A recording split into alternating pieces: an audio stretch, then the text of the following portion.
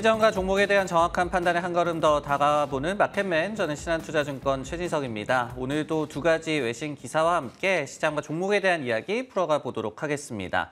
첫 번째로는 이제 FOMC 얘기를 안 할 수가 없겠죠. 그 중에서도 시장의 반응을 많이 이끌어냈던 제롬 파월 연준 의장의 발언, 더 높은 금리 피크가 나올 수가 있다라고 얘기를 했고요. 그렇지만은 또 속도 조절은 가능하다라고 얘기를 한 부분에 대해서 일단은 풀어보도록 하겠습니다. 4번 연속으로 연준이 75베이시스 포인트 금리 인상을 했죠. 그 이후에 파월이 지난 회의 후에 지표를 좀 감안을 해봤을 때 최종 금리가 당초 예상보다 높아질 것이다라고 얘기를 했습니다. 그러면서도 이 동시에 결정된 바는 없지만은 이르면은 다음 회의 또는 그 다음 회의 정도의 인상에 대한 속도 조절을 할 수가 있다라고 얘기를 했습니다.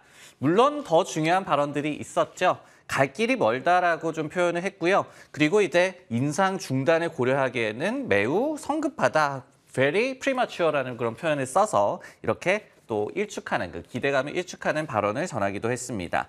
결국은 물가 상승률이 2%로 돌아갈 때까지 꾸준하게 금리를 올릴 것이다. 하지만은 뭐 갈수록 금리의 상승 속도는 좀 줄어들 수 있다. 이 정도로 해석하는 것이 맞을 것 같습니다.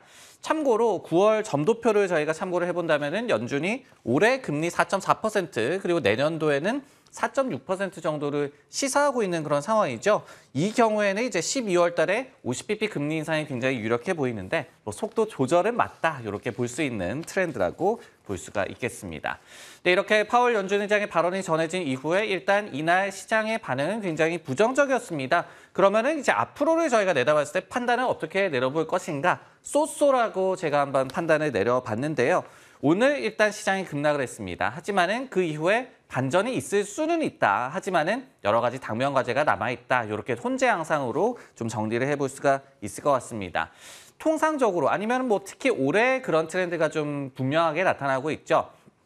제롬 파월 연준 의장이 증시에 굉장히 우호적인 연준 의장으로 좀 면모를 과시를 하고 있는데요. 금리 결정일, 그러니까 뭐 페드데이라고 표현도 하는데 이날의 평균적으로 S&P 500 지수가 0.29%, 파월 연준 의장 하에서 지금 상승세가 나타나고 있습니다. 그러면서 제닛 옐런 예전에 이 연준 의장이 0.2% 정도 이 상승을 평균적으로 했었고 그렇기 때문에 여기에는 앞서고요. 그리고 이제 벤 버냉키 전 연준 의장이 0.6% 정도 평균적으로 금리 결정일에 주가가 상승을 했었는데 여기에 이은 2등으로 좀 굴림을 하고 있는 파월 의장이라고 보여집니다.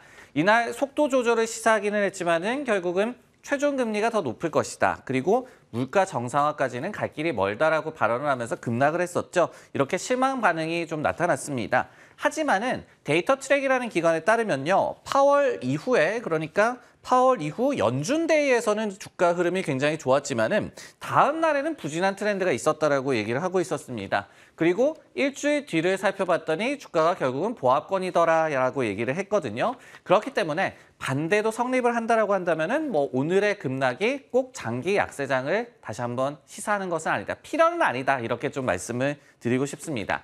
그럼 앞으로의 시장 방향성의 관건은 무엇이 될 것이냐? 한 두 가지 정도로 꼽아볼 수가 있을 것 같은데요. 첫 번째로는 연준과 시장의 금리 전망에 대한 눈높이가 계속해서 좀 높아질 것이냐 아니면 좀 맞춰질 것이냐 이 부분에 좀 포커스를 맞춰야 될 것 같습니다. 이번에 파월 의장이 최종 금리가 높아질 것이라고 얘기를 했죠. 하지만은 선물시장 CM 페드워치에서는 여전히 내년도 3월쯤에 5에서 5.25%로 이제 뭐 하단 기준으로 5%를 찍을 것이다라고 기존의 전망을 그대로 유지를 하고 있습니다. 그리고 지난달쯤에 블룸버그가 조사를 했을 때도요. 12월 달에 전문가들이 50bp 금리 인상을 좀 점치고 있고요. 그리고 금리가 5% 정도에서 피크를 칠 것으로 예상을 하고 있습니다. 이 경우에는 이제 12월 달에 50bp 인상을 하게 되는데 하지만은 또 동시에 3분의 1 정도는 12월에 75bp 인상을 예상을 하고 있다고 해요. 어떤 의미냐면은 지금까지의 전망은 시장과 그리고 연준의 눈높이가 맞다. 하지만은 오늘 이후에 시장의 눈높이가 다시 한번 좀 높아지면서 그 괴리가 벌어진다라고 만약에 한다면은 이 부분이 좀 문제가 될 수 있다라는 말씀을 드리고 싶습니다. 그리고 이제 두 번째 관건은 이제 고용이 되겠는데요.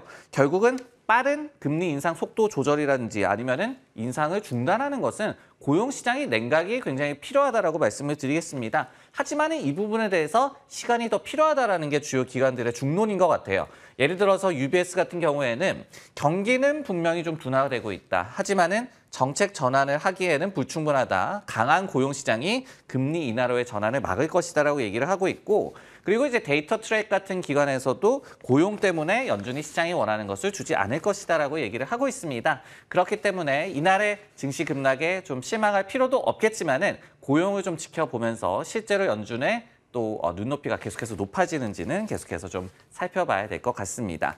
네, FOMC와 관련된 얘기를 해봤고요. 이번에는 종목과 관련한 얘기 한번 풀어보도록 하겠습니다. 보잉의 경영진이 초조한 투자자들에게 단비를 내렸다라는 헤드라인을 한번 뽑아봤는데요. 이날 약세장 속에서도 보잉의 주가가 꽤 많이 상승을 했습니다. 3% 가깝게 급등을 했는데 2016년 이후에 처음으로 공식 인베스터 데이를 좀 개최를 했습니다. 근데 여기에서 두 가지의 좋은 소식을 경영진들이 전했기 때문이었습니다. 첫 번째는 비행기가 많이 팔릴 것이다라고 경영진이 자신을 했습니다. 내년도 맥스 항공기가 400대에서 450대 정도 인도가 될 것으로 예상을 했는데요. 그러면서 최근에 인도가 재개가 됐던 787 드림라이너 기종, 차세대 기종 같은 경우에도 70대에서 80대 정도가 팔릴 것이다라고 얘기를 했습니다. 총으로 봤을 때는 올해 한 375대 정도를 예상을 하고 있기 때문에 매출이 굉장히 신장될 것이다라는 점을 시사하는 인도량 가이던스라고 볼 수가 있겠습니다. 두 번째는요, 이렇게 비행기를 많이 팔다 보니까 자금 흐름이 좋아질 것이다라고 역시 경영진이 자신을 했습니다. 내년도에 잉여 현금 흐름이 30억 달러에서 50억 달러 정도로 예상을 하면서 올해 한 최대 20억 달러 정도를 굉장히 넘어서는 현금 흐름의 개선을 시사를 했습니다. 데이비드 카론 CEO가 여러 가지 좀 중요한 얘기를 했는데요. 오늘 공개한 가이던스가 사실은 실현 가능한 그런 가이던스라고 믿고 있다라고 얘기를 했습니다. 그러면서 만약에 허황된 꿈, 그러니까 불가능했다라고 한다면 이렇게 공개도 하지 않았을 것이다라고 얘기를 했거든요. 그리고 또 이번 가이던스가 중국에서 737X 항공기가 운항이 재개되느냐 마느냐 이런 거에 따라서 달라지는 것도 아니다라고 얘기를 했습니다. 한편 보잉 같은 경우에는 올해 맥스 인도량 가이던스를 꾸준하게 좀 하향 조정을 했었는데요. 원래는 500대를 예상을 했었습니다. 그렇지만은 7월 달에는 400대 초반으로 가이던스를 하향 조정을 했다가 최근에는 375대로 하향 조정을 또 한 바가 있었습니다. 네, 이렇듯이 긍정적 가이던스에 일단은 보잉의 주가가 화답을 했습니다. 과연 앞으로의 방향성 어떻게 봐야 될지 판단은 쏘쏘라고 역시 내려볼 수밖에 없을 것 같은데요. 분명히 긍정적인 가이던스였다. 하지만은 추락한 신뢰도 문제가 여전히 보잉의 발목을 잡을 수 있다. 이렇게 정리를 할 수가 있겠습니다. 이날 인도량과 현금 흐름 가이던스는 분명히 우호적이다라고 말씀을 드릴 수밖에 없겠죠. 그리고 이번 인베스터데이 행사 전에 많은 기관들이 분명한 숫자를 제시를 하기를 기대를 했었습니다. 그렇기 때문에 이런 부분을 충족하는 긍정적인 행사였다라고 평가를 할 수가 있겠고, 그리고 실제로 제프리스 같은 기관에서는 이번 인베스터데이 결과를 확인한 이후에 매수 의견을 그대로 유지한다라고 밝히기도 했습니다. 하지만은 보잉 같은 경우에는 이런 가이던스를 실제로 이행할 수 있을 것이냐, 여기와 관련한 신뢰도가 최근에 많이 추락한 상황이기 때문에 이와 관련한 리스크는 여전히 남아있다라고 말씀을 드리겠는데요. 예를 들어서 내년도에 400에서 450대 정도를 예상을 한다라고 이번에 얘기를 했죠. 근데 최근 실적 발표에서 어떻게 얘기를 했냐면요. 내년 초 같은 경우에는 한 월 30대 초반 정도로 인도를 하다가 연 막판에 들어서면 한 40대 정도로 확충이 될 것이다라고 얘기를 했습니다. 근데 이거를 대충 계산을 해보면은 400대 초반 정도가 나오거든요. 그렇기 때문에 400대에서 450대 제시한 것이 궤를 같이 한다라고 얘기를 할 수는 있습니다. 하지만은 올해 인도량 가이던스를 꾸준하게 하향한 것처럼 앞으로의 변화가 만약에 있다라고 한다면은 시장의 신뢰도를 다시 한번 추락시킬 수 있을 것이다라는 말씀을 드리겠고요. 현금 흐름 가이던스에 대해서도 역시 가시성을 더욱더 확보하는 것이 중요해 보입니다. 예를 들어서 에이전시 파트너스라는 기관에서는 방위 부문에서의 이 고정 가격으로 해놓은 계약에 따른 손실을 88억 달러 정도로 예상을 하고 있다고 자체적으로 분석을 하고 있습니다. 근데 이 수치에 대한 이 보잉 측의 가이던스도 계속해서 좀 틀려왔었고 실적 발표에서 실제로 나온 수치도 굉장히 다른 수치가 나왔었거든요. 그렇기 때문에 이날의 주가 급등을 일단은 뒤로 하고 신뢰도를 제고하는 것이 보잉의 주가 펀더멘털, 이 상승에 좀 도움이 될 것이다라고 판단이 되는 상황입니다. 네, 마켓맨 오늘 준비한 내용은 여기까지고요. 저는 다음 주에 다시 돌아오도록 하겠습니다.